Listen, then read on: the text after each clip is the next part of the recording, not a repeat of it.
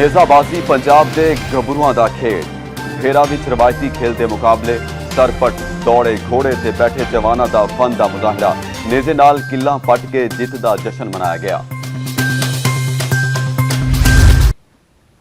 नेजाबाजी पंजाब के घबरूआं दा खेड भेरा विच रवायती खेल के मुकाबले सरपट दौड़ दे घोड़े ते बैठे जवानों का फन का मुजाहरा नेजे नाल किला पट के जित का जश्न मनाया।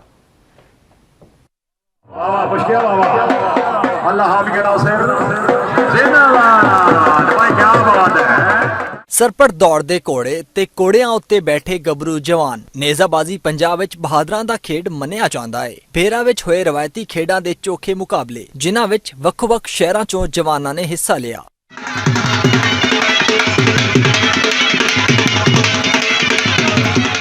70 टीमां दे 300 जवानां विच मुकाबले होए। घोड़ियां ने तूल उड़ाई ते जवानां ने नेज़े नाल किला पुट के फन दा मुजाहरा कीता। नेजाबाजी ते घोड़सवारां दा फन वेखण लई दूरों दूरों लोक आए ते खुल के दाद दित्ती। मुकाबलियां विच प्रिंस क्लब सरगोदा ने बाजी मारी। शाहीन क्लब दी दूजी ते इस्लामाबाद दी तीजी पोजीशन आई। जितण वालियां विच इनाम भी वंडे गए।